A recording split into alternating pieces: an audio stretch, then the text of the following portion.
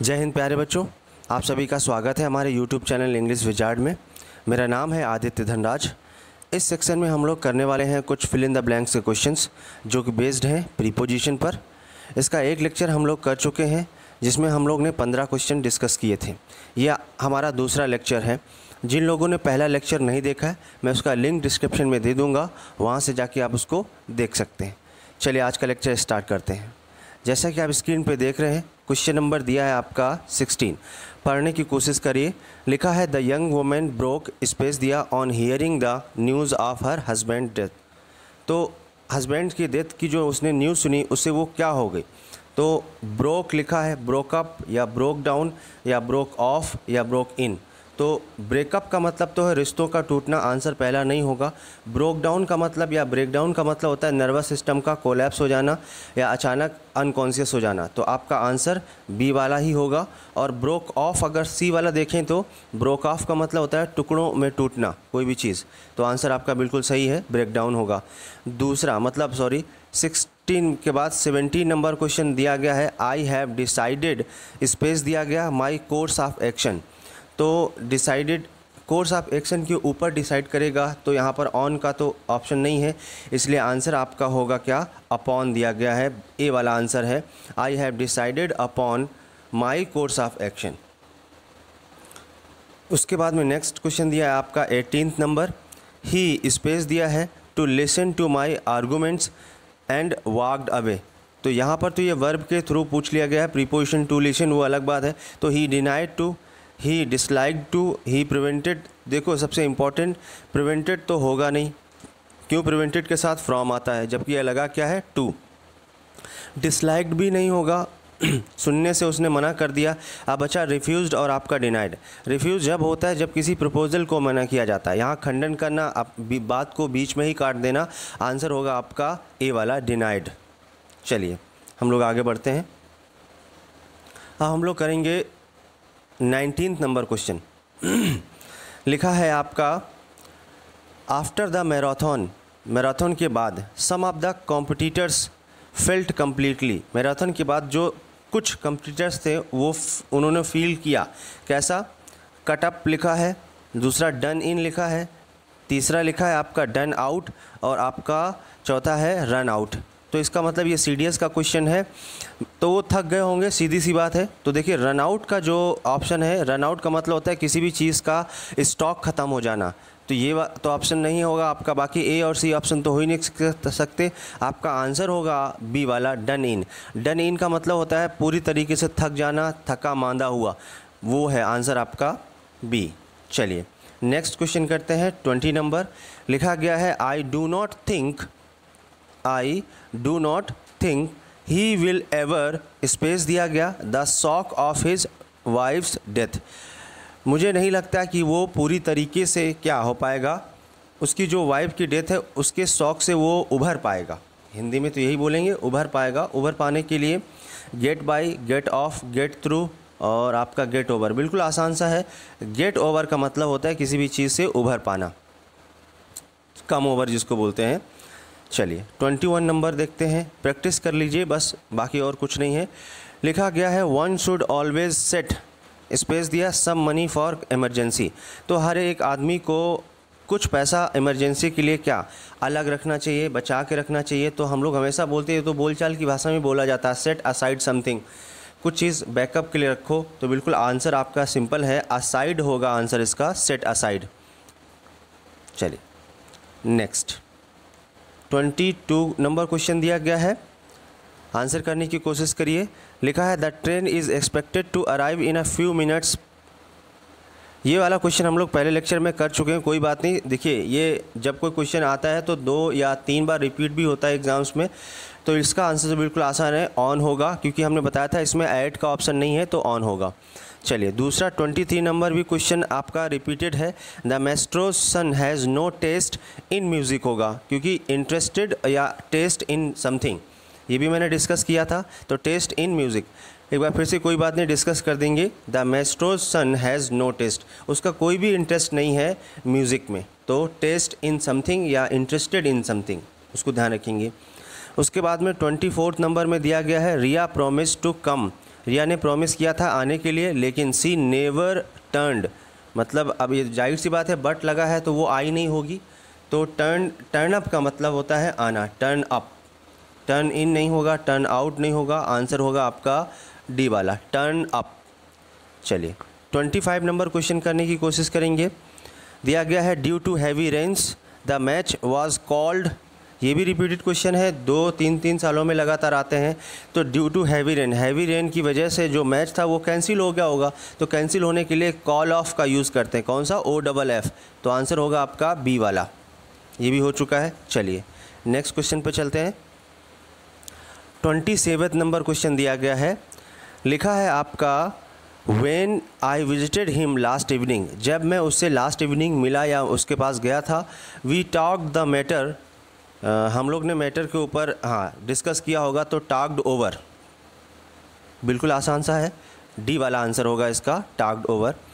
28 number question दिया गया है, लिखा है the waiter took the plates, जो वेटर था वो प्लेट्स को क्या किया उसने, after we had finished eating, खाना खाने के बाद में वो ले गया होगा, जाहिर सी बात है, प्लेट्स को, तो टुक अवे, बिल्कुल आंसर सिंपल है, सी वाला आंसर होगा टुक अवे। टुक अवे का मतलब कुछ भी चीज़ लेना, ये टेक अप का मतलब, टेक ऑफ का मतलब तो जानते हैं, टेक ऑफ प्लेन हो जाता है। चलिए ठीक है।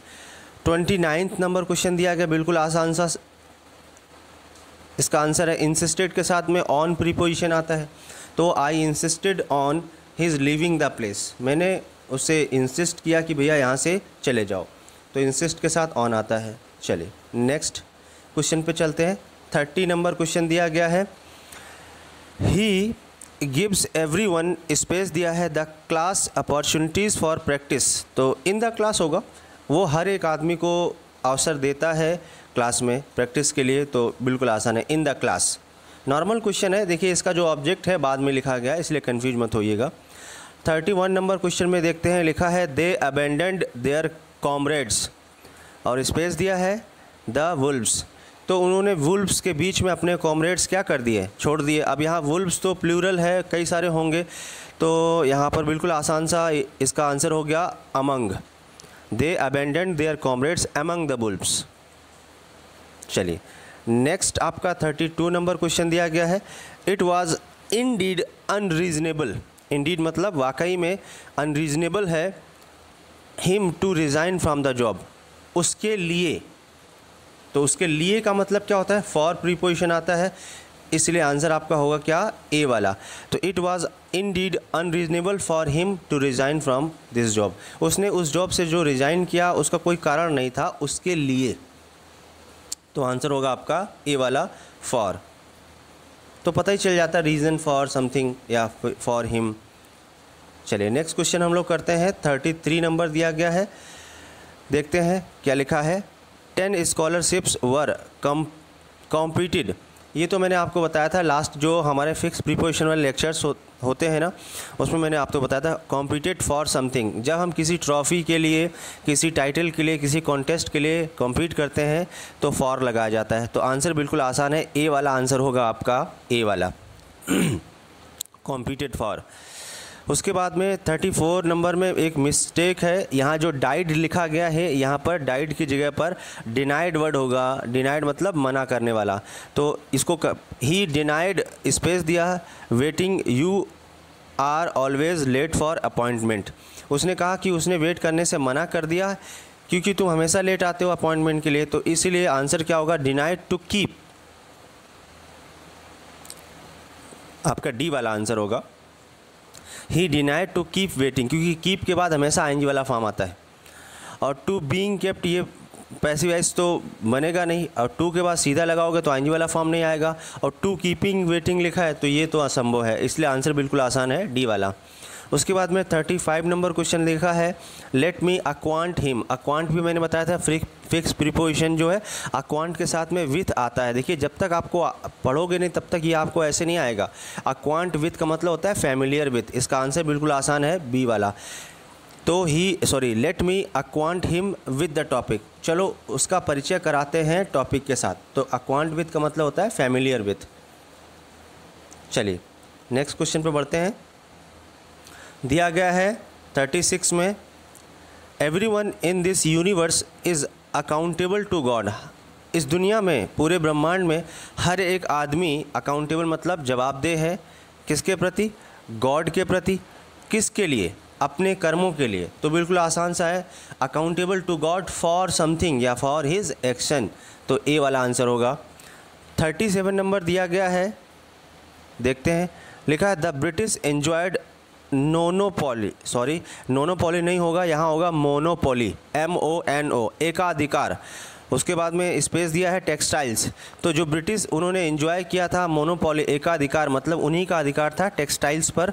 तो मोनोपोली ओवर, किसी भी चीज़ पर अधिकार। मोनोपोली जैसे होता है बाइपोली, ऐसा। ओलिगोपोली पढ़े होगा अपना वोकेबलरी में। चलिए 38 नंबर में देखते हैं। आई कैन नॉट अप्रूव, अप्रूव भी मैंने बताया, अप्रूव के साथ में ऑफ प्रीपोजिशन आता है, ओ और सिंगल एफ वाला। हिज कंडक्ट, मैंने उसके कंडक्ट को या हर कंडक्ट को मैंने अप्रूवल नहीं दिया, मतलब स्वीकृति नहीं दी, तो ऑफ का यूज़ करेंगे। आंसर होगा आपका ए वाला OF, I can not approve of. चलिए नेक्स्ट क्वेश्चन पे बढ़ते हैं। 39 नंबर क्वेश्चन दिया गया है, I will have to dispense. Dispense के साथ भी मैंने प्रीपोजिशन बताया था, फिक्स कौन सा होता है, डिस्पेंस के साथ विथ आता है। हिज सर्विसेज, वंचित कर देना किसी भी चीज़ से, तो I will have to dispense with his services या सर्विस। तो बिल्कुल आसान सा आंसर है आपका, डिस्पेंस के साथ विथ आता है। जितना प्रैक्टिस करेंगे उतना ज़्यादा आएगा। 40 नंबर क्वेश्चन दिया गया है, सी हैज़ नॉट रिकवर्ड फुल्ली, वो पूरी तरीके से रिकवर्ड नहीं हो पाया। किससे? शॉक जो उसको लगा था। बिल्कुल आसान सा आंसर होगा फ्रॉम द शॉक, आंसर होगा आपका सी। चलिए, तो हमारा ये 40 क्वेश्चंस हम लोग ने 2 लेक्चर्स में कर लिए। बहुत ही इंपॉर्टेंट है, सारे के सारे क्वेश्चन कभी SSC B.Ed के एंट्रेंस एग्ज़ाम में, NDA CDS में आ चुके हैं। चलिए आज का लेक्चर ख़त्म हुआ। लेक्चर कैसा लगा आप इसको लाइक करिए, चैनल को सब्सक्राइब जरूर करिए और कमेंट करके भी बताइए, कुछ गलतियां हो, कुछ मिस्टेक्स हो, कॉम्प्लीमेंट जो भी आपको देना चाहते हैं आप दीजिए। वीडियो सुनने और देखने के लिए बहुत बहुत धन्यवाद।